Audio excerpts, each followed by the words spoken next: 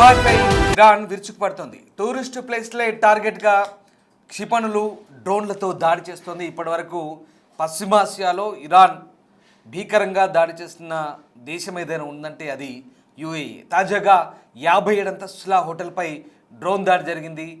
ఆ భవనం మంటల్లో తగలబడుతున్నట్టుగా వార్తలు వస్తున్నాయి. కానీ దాడిలో టూరిస్టులు భారీ సంఖ్యలో ఉన్నట్టుగా తెలుస్తోంది. అయితే ఇంకా దీనికి సంబంధించిన పూర్తి సమాచారం రావాల్సింది. హోటల్స్పై దాడితో టూరిస్టులు భయాందోళనకు గురైనట్టుగా తెలుస్తుంది. ఆయిల్ రిఫైనరీ కేంద్రాలు, టూరిస్టు ప్లేస్ల లక్ష్యంగా ఇరాన్ వరుస దాడులు చేస్తుంది. ఈ నేపథ్యంలో తాజాగా దుబాయ్ డౌన్ టౌన్లో ఓల్డ్ దుబాయ్లో జరుగుతున్న ఈ డ్రోన్ దాడి నేపథ్యంలో టూరిస్టులు వణికిపోయినట్టుగా తెలుస్తుంది. అమెరికా, ఇజ్రాయెల్ దాడులకు ప్రతీకారంగా గల్ఫ్లోని అమెరికా స్థావరాలపై ఇరాన్ దాడులు కొనసాగిస్తుంది. ఈ క్రమంలో దుబాయ్లోని ప్రధాన కేంద్రమైన అల్ బదాలో డ్రోన్ దాడులు జరిపింది. పేలుడు శబ్దాలతో ప్రజలు ఉలిక్కిపడ్డారు. పరిసర ప్రాంతాలను పొగ ఆవరించినట్లుగా ప్రత్యక్ష సాక్షులు చెప్తున్నారు. ఈ ప్రాంతంలోనే బుర్జు ఖలీఫా సహా ప్రముఖ భవనాలను అయితే ఈ ఘటనలో ఎవరు గాయపడలేదని స్థానిక అధికారులు చెప్తున్నారు. ఇరాన్ దాడులను ఎప్పటికప్పుడు తిప్పికొడుతున్నారు. దుబాయ్పై జరుగుతున్న దాడులను ధీటుగా ఎదుర్కొనేందుకు తాజాగా 2 సార్లు గగనతల రక్షణ వ్యవస్థలను ఎయిర్ డిఫెన్స్ సిస్టమ్ను యాక్టివేట్ చేసినట్లుగా యుఏఈ చెప్తోంది. ఇక క్రీక్ హార్బర్లోని ఓ టవర్పై డ్రోన్ దాడి జరిగింది. వెంటనే అగ్నిమాపక బృందాలు మంటలను ఆర్పేశాయని చెప్తున్నారు. మరోవైపు బహ్రెయిన్లోని ముబారక్ ద్వీపం లక్ష్యంగా ఇరాన్ చేసిన దాడులతో అక్కడ ఓ చోట భారీ అగ్ని ప్రమాదం చోటు చేసుకుంది. కువైట్లోనూ ఓ నివాస భవనంలోకి డ్రోన్ దూసుకెళ్లింది. ఈ ఘటనలో 2 గాయపడ్డట్టుగా కువైట్ రక్షణ శాఖ చెప్తోంది. రియాద్లోని దౌత్య కార్యాలయాలున్న ప్రాంతాన్ని లక్ష్యంగా చేసుకున్న డ్రోన్లను కూల్చివేసినట్టుగా కూడా సౌదీ అరేబియా చెప్తోంది. సో దుబాయ్ డౌన్ టౌన్లో పేలుడు సంభవించినట్టుగా వార్తలు అందుతున్నాయి. ఇక దీనికి సంబంధించి ఇంకా పూర్తి నిర్ధారణ జరగాల్సి ఉంది. ప్రస్తుతం అల్ బదా ప్రాంతంలో డ్రోన్ దాడులు జరిగినట్టుగా తెలుస్తోంది. అయితే ఇక్కడ గతంలో జరిగిన బుర్జ్ అరబ్ హోటల్, ఇది బుర్జ్ ఖలీఫా పక్కనే ఒక బుర్జ్ అరబ్ హోటల్ ఉంది.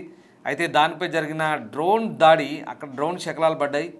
ఆ దాడిని చాలామంది బుర్జ్ ఖలీఫాపై దాడిగా అభివర్ణించారు. అదంతా తప్పుడు వార్త. పూర్తి స్థాయి ధృవీకరణ లేకుండానే బుర్జ్ ఖలీఫాపై దాడి జరిగింది, దుబాయ్లో ఏదో జరగబోతుందంటూ వచ్చిన వార్తలకు సంబంధించి అక్కడ తెలుగు ప్రజలు కూడా ఒక నెటిజన్, నేను చూసాను ఒక వీడియో ఆల్రెడీ, ఒక అతను ఇక్కడ ఎలాంటి ఇబ్బంది అంత భారీగా లేదు సామాన్యులకు, మీరేదో చిలువలు పలువలుగా చేసి చూపిస్తున్నారంటూ ఆగ్రహం వ్యక్తం చేసి ఒక వీడియో చేశాడు ఒక తెలుగు అబ్బాయి. ఇప్పుడే ఛాయ్ దాగొచ్చాం, అంత బాగానే ఉంది, తెలుగు మాధ్యమాల్లో అనవసరంగా ఇలా ప్రసారం చేసి మమ్మల్ని ఉలిక్కిపాటుకు గురి చేస్తున్నారు మా కుటుంబ సభ్యులంటూ అతని వీడియో సారాంశం. కానీ అతను చేసిన వీడియోలో అర్థం ఉంది. అంటే అప్పటికి ఆయన ఉన్న ప్రాంతంలో బహుశా ఎలాంటి ఉద్రిక్తత లేకపోయి ఉండొచ్చు. కానీ గల్ఫ్ ప్రాంతం, ముఖ్యంగా యుఏఈపై వరుస అటాకులు చేస్తుంది ఇరాన్. తర్వాత ఎయిర్పోర్ట్పై దాడి చేసింది. నిన్న దుబాయ్ ఎయిర్పోర్ట్పై మళ్ళీ దాడి చేసింది. ఇప్పటివరకు దుబాయ్ ఎయిర్పోర్ట్ 3 సార్లు షట్ డౌన్ అయింది. అలాగే బుర్జ్ అరబ్పై దాడి చేసింది. ఇప్పుడు అల్ బదా ప్రాంతంలో దాడి చేసింది. ఇక్కడ సరే యువకుని వీడియో పక్కన పెడదాం. వాస్తవంగా జరుగుతున్న అంశాలని మేము మీకు అంతర్జాతీయ పరిణామాలు మీ దృష్టికి తీసుకొచ్చే ప్రయత్నం చేస్తున్నాం. ఎందుకంటే ఇరాన్ డ్రోన్లు, మిసైల్ అటాక్స్ గురి తప్పుతున్నాయి. ఇవి అమెరికా స్థావరాల లక్ష్యంగా దాడులు చేస్తున్నామని చెప్తున్నప్పటికీ కూడా ఇక్కడ సివిలియన్స్ కూడా చాలామంది గాయపడుతున్నారు. హోటళ్ళు, టూరిస్టు ప్లేస్లు, అలాగే ఒక అమెజాన్ డేటా సెంటర్, అది అమెరికా కంపెనీ అనుకోండి. సో ఆ డేటా సెంటర్ విధ్వంసానికి గురైంది. తర్వాత ఎయిర్ బేస్ విధ్వంసానికి గురైంది. తర్వాత హోటల్ కూడా లక్ష్యంగా చేసుకుంటున్నారు. ఇదంతా కూడా దారుణం.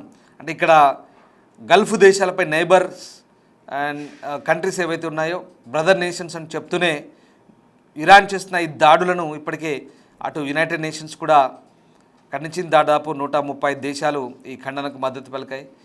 6 దేశాలతో కొన్ని ఒక సంయుక్త ప్రకటన కూడా వచ్చింది. ఇరాన్పై ఆగ్రహం వ్యక్తం చేస్తూ ఆ 6 దేశాలు కూడా జాయింట్ ప్రెస్ రిలీజ్ చేశాయి.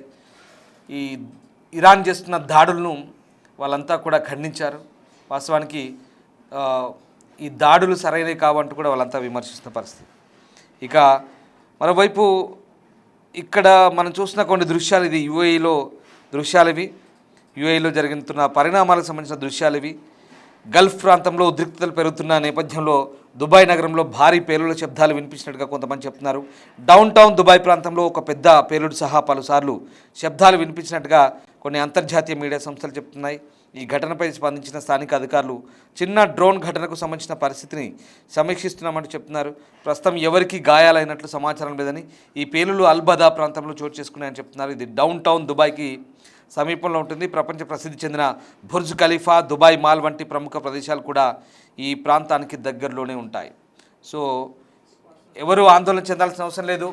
సో ఒక్కసారి ఈ గల్ఫ్ ప్రాంతంలో చోటు చేసుకుంటున్న దాడులు, ప్రతి దాడులు, అలాగే Iran, Qatar, UAE, Saudi, Bahrain, Jordan ఇలాంటి కువైట్ లాంటి దేశాలపై జరుగుతున్న దాడులకు సంబంధించి ఎప్పటికప్పుడు మీకు సమాచారం అందిస్తున్న క్రమంలో కొన్నిసార్లు ఆ దాడుల తీవ్రత, ఆ ఉద్రిక్తతకు సంబంధించిన అంశాలు చెప్పేటప్పుడు ఇక్కడ మన ప్రవాస భారతీయులు ఎవరైతే ఉన్నారో వాళ్ళ కుటుంబ సభ్యులు దయచేసి మళ్ళీ చెప్తున్నా, ఆందోళన చెందొద్దు. కేవలం అమెరికా స్థావరాల లక్ష్యంగానే ఈ దాడులు జరుగుతున్నాయి. సామాన్య ప్రజానికానికి ఎక్కడ అంటే జాగ్రత్తగా ఉండమని అక్కడ ప్రభుత్వాలు చెప్తున్నప్పటికీ కూడా మీ కుటుంబాలు ఈ వార్తలు చూసిన తర్వాత అక్కడ ఏం జరుగుతుందన్న ఆందోళన ఖచ్చితంగా ఉంటుంది. ఎందుకంటే ఇక్కడి ప్రాంతానికి చెందిన వ్యక్తులుగా ఆ విషయాలపై మేము కూడా కాస్త అప్రమత్తంగా ఉంటున్నాం. ప్రతి వార్తని క్షుణ్ణంగా ఆ వార్తకు సంబంధించినటువంటి నిర్ధారణ జరిగిన తర్వాత మీకు చెప్పే ప్రయత్నం చేస్తున్నాం. దయచేసి ఎవరు కూడా వ్యూవర్స్ అడ్వైస్ చెప్తున్నాం, ఎవరు ఆందోళన చెందాల్సిన అవసరం లేదు. బట్ ప్రస్తుతం జరుగుతున్న పరిణామాలను ఎప్పటికప్పుడు అప్డేట్ చేసే ప్రయత్నం చేస్తున్నాం. ఒక్కసారి దుబాయ్ డౌన్ టౌన్లో జరిగిన డ్రోన్ అటాక్ సంబంధించిన దృశ్యాలు చూద్దాం.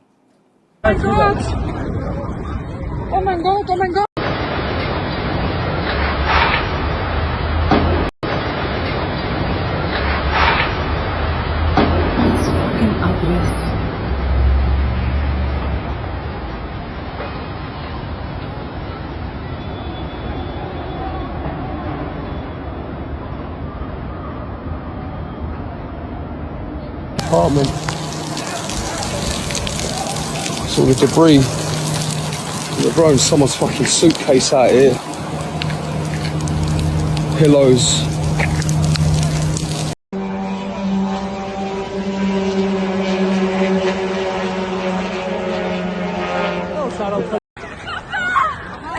Oh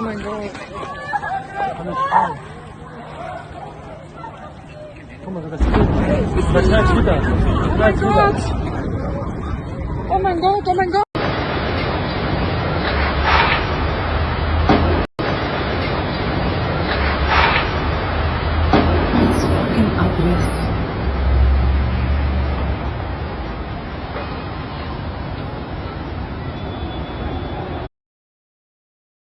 ఇక ఇరాన్, ఇజ్రాయెల్, అమెరికా యుద్ధం ఎంతకంతకీ పెరుగుతూనే పోతుంది, కానీ ఇప్పట్లో తగ్గుతుందనే సంకేతాలు అయితే కనపడడం లేదు. అమెరికా, ఇజ్రాయెల్ దాడుల నేపథ్యంలో ప్రస్తుతం యుఏఈ, గల్ఫ్ దేశాల్లో ఒకటైన యుఏఈ ఇరాన్కు బిగ్ టార్గెట్గా మారుతోంది. ఇక్కడ ఎయిర్ డిఫెన్స్ సిస్టమ్స్ కూడా అంతే వేగంగా తిప్పికొడుతున్నాయి దాడుల్ని. ఇక్కడ ఇరాన్ సవాల్ విసురుతున్న క్రమంలో ఎయిర్ డిఫెన్స్ సిస్టమ్ కూడా యాక్టివేట్ అయ్యి ఎప్పటికప్పుడు వాటిని నిర్వీర్యం చేస్తున్నాయి. తాజాగా నిన్న దుబాయ్ ఎయిర్పోర్ట్ను మరొకసారి టార్గెట్ చేశారు ఇరాన్ వాళ్ళు. అంటే 11వ తారీఖున నిన్న బుధవారం నాడు డ్రోన్స్తో అటాక్ చేయడంతో 4 గాయపడ్డారు. అందులో ఒక ఇండియన్ కూడా ఉన్నట్టుగా మీడియా చెప్తోంది. యుఏఈపై డ్రోన్స్తో ఇరాన్ విడిచిపడుతున్న క్రమంలో దుబాయ్ ఎయిర్పోర్ట్ సమీపంలో 2 డ్రోన్లు పేలినట్టుగా యునైటెడ్ అరబ్ ఎమిరేట్స్ ప్రకటించింది. కానీ విమానాల రాకపోకలకు ఎలాంటి ఇబ్బంది లేదు, సాధారణంగానే విమానాలు షెడ్యూల్ చేశారు. దుబాయ్ ఎయిర్పోర్ట్ సమీపంలో పడిన 2 మిసైళ్లతో స్థానికులు తీవ్ర భయాందోళనకు గురైనట్టుగా దుబాయ్ మీడియా ఆఫీస్ ఒక ప్రకటన చేసింది.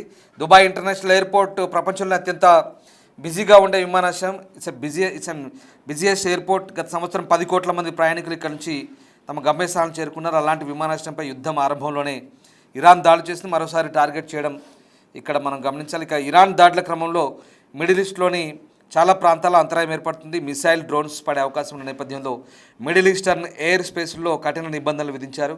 దీంతో విమానాలు క్యాన్సిల్ చేయడం, రీరూట్ చేయడం, రీషెడ్యూల్ చేయడం ఇట్లాంటివన్నీ జరుగుతున్నాయి. సో అంతేకాకుండా పడవలపై కూడా దాడులు జరుగుతుండటంతో మ్యారిటైమ్ సెక్యూరిటీ కూడా అలర్ట్ అయ్యారు.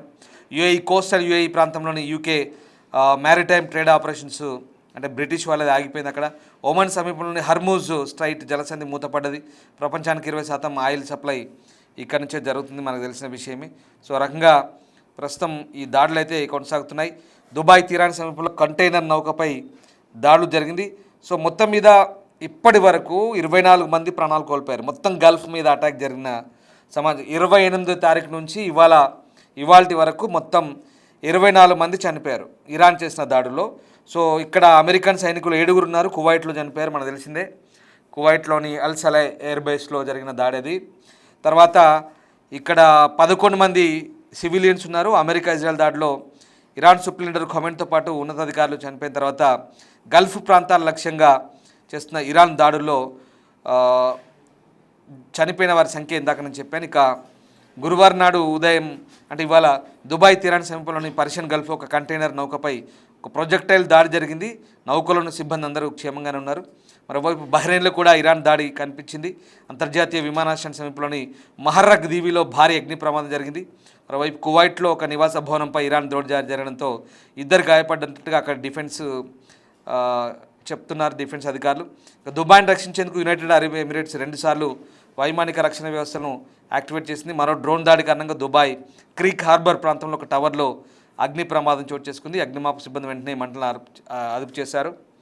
ఇక ఈ నేపథ్యంలో ప్రస్తుతం ఈ అన్ని ప్రాంతాల్లో తాత్కాలికంగా గల్ఫ్ ప్రాంతాల్లో ఇక్కడ మనకు అమెరికన్ ఎంబసీలు అన్నీ కూడా క్లోజ్ అయ్యాయి. ఎందుకంటే అర్థం చేసుకోండి, అమెరికన్ ఎంబసీలు వర్క్ చేస్తే ఇరాన్ వాళ్ళు రెచ్చిపోతున్నారు. వాళ్ళ టార్గెట్ అల్టిమేట్గా అమెరికన్స్ అని చెప్తున్నారు కదా. సో అమెరికన్ ఎంబసీలు పనిచేసినంత కాలం వీళ్ళపై అటాక్ చేయడానికి వాళ్ళు ప్లాన్ చేస్తూనే ఉంటారు. సో అక్కడ తాత్కాలికంగా వాటిని మూసేశారు. వాళ్ళ డ్యూటీలు ఆపేసి వాళ్ళు మూసేసి వాళ్ళంతా అక్కడి నుంచి వెళ్ళిపోతేనే వీళ్ళు దాడులు ఆపుతారు. Very clear. సో అమెరికన్ స్థావరాలు ఎక్కడన్నా, వాళ్ళ ఆఫీసులు ఎక్కడన్నా, అమెరికన్ పౌరులున్నా కూడా వదిలిపెట్టమని ఇరాన్ చెప్తుంది. కాబట్టి సో డెఫినెట్గా ఇది కొంత తగ్గుముఖం పట్టొచ్చు. బహుశా ఈ G7 ఏదైతే ఉందో దేశాలు గల్ఫ్ ఆయిల్ దేశాలు ఏవైతే ఉన్నాయో అవి కూడా నిన్న సమావేశమయ్యాయి. ప్రధానంగా ఈ GCC గల్ఫ్ ఏవైతే దేశాలు ఉన్నాయో ఆయిల్ ప్రొడక్షన్ కంట్రీస్ ఏవైతే ఉన్నాయో ఇవన్నీ కూడా G7 దేశాలను కూడా సమావేశమై నిన్న చాలా తీవ్రంగా స్పందించబడుతుంది. ముఖ్యంగా ఖతర్ కూడా, ఒమన్ బాగా లక్ష్యంగా మారిపోయింది వీళ్ళకి. ఎందుకంటే హర్మోజ్ స్ట్రైట్ ఏదైతే ఉందో అది అక్కడ నుంచి అక్కడ మనం మొసాండా బేస్ ఏదైతే ఉందో అక్కడంతా కూడా ఇబ్బందికరంగా ఉంది. సో ఏదేమైనా ఇప్పుడు ఒక సమాచారం అందుతోంది, వెరీ గుడ్ న్యూస్. ఎందుకంటే మనకు హర్మూజ్ నుంచి ఒక ఓడ ఇప్పుడే భారత్ చేరుకుని తెలుస్తుంది. సో ముడు చమురు అయితే భారత్ చేరుకుంది. ఇంకా కొంత ఇబ్బంది అయితే తగ్గుతున్నట్టుగానే అనిపిస్తుంది. వాటెవర్ ఏదేమైనా గల్ఫ్ అయితే టార్గెట్గా మారుతుంది, మిడిల్ ఈస్ట్ అంతా కూడా ఇరాన్కు.